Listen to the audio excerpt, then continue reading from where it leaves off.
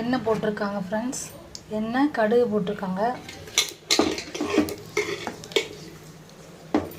இந்த வெங்காயம் பச்சை மிளகாய் போடணும். கடுகு வெடிக்கட்டும்.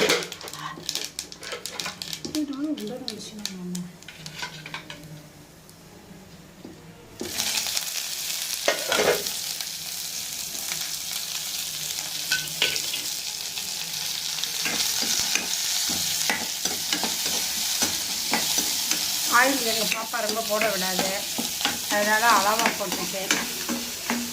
ஆயில் கம்மியாக யூஸ் பண்ணால் ஆயில் அதிகமாக இருக்கணும். அதான் எங்கள் பாப்பா ஆயில் போடக்கூடாதுன்னு தடுக்குதுப்பா, அதனால் ஆயில் கம்மியாக தான் போடுவேன். ஓகே. பட்டை வத்தல், வெங்காயம், கருவேப்பிலை போட்டுருக்கேன். இந்த வாழைப்பூ போட்டுருக்கேன்.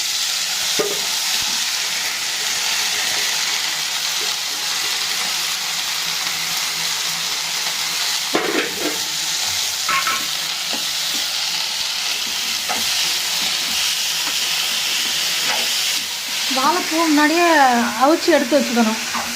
டிஷ்ஷாக வாழைப்பூ நரம்பு ஒரு வெள்ளத்தை எரிஞ்சது மாதிரி இருக்கும் சைடாக, அதெல்லாம் ஒரு கிள்ளி ஒன்றுனா பிறக்கணும். அது 1 hour ஆயிடும். வாழைப்பூ பிச்சு நரம்பு எடுத்து அது வெள்ளைப்பூவாக இருக்கும், அதை எடுத்து எல்லாம் செஞ்சு பொடிசாக வெட்டி கொஞ்சோண்டு நீச்சு தண்ணி, கஞ்சி தண்ணி இருந்துச்சுன்னா அதில் போட்டு ஊற விட்டு எல்லாம் வடிகட்டி எடுத்து அவிச்சு இருக்குப்பா துவப்பு குறையும். அப்படியே அவிச்சு இதில் போட்ட மாதிரி அப்படியே வேக விட்டோம்னா துவப்பு அதிகமாக இருக்கும். ஆனால் வாழைப்பூ துவப்பு சாப்பிட்டா நல்லது தானே? நல்லது. சில பேருக்கு அது துவப்பாக இருக்கும்போது சாப்பிட பிடிக்காது, வாய் ஒரு மாதிரி இருக்கும். இப்போ தேங்காய் பூ ஒரு சில அளவுக்கு போட்டுருக்கேன். போட்டால் கொஞ்சம் அந்த துவப்புக்கு அதுக்கு தேங்காய் பூ போட்டால் நல்லாயிருக்கும். அதுக்காக தேங்காய் பூ போட்டு செஞ்சால் வாழைப்பூ டேஸ்ட்டாக இருக்கும். இதுக்கு முட்டை போட்டு எல்லா காயும் கொஞ்சம் போட்டு வச்சா அதை ஒரு மாதிரி டேஸ்ட்டை கொடுக்கும். தேங்காய் போட்டாலே டேஸ்ட் ஆயிடும். எல்லா காய் இறக்குற காயத்தில் போடணும், முன்னாடி போடக்கூடாது. எடுத்து வச்சு சும்மா கூட சாப்பிட்டுக்கலாம். காய்கறி நிறையா சேர்க்கணும் சாப்பிட்ணுன்னு நினைக்கிறவங்க 2 காய் 3 காய் வச்சு தட்டில் வச்சு அழகாக சாப்பிடணும். இறக்கி வச்சு சாப்பிடுங்க. ஈஸி தான். முதலே அவிச்சு எடுத்து எல்லாம் ரெடியாக எடுத்து வச்சுட்டா ஈஸியாக இருக்கும்.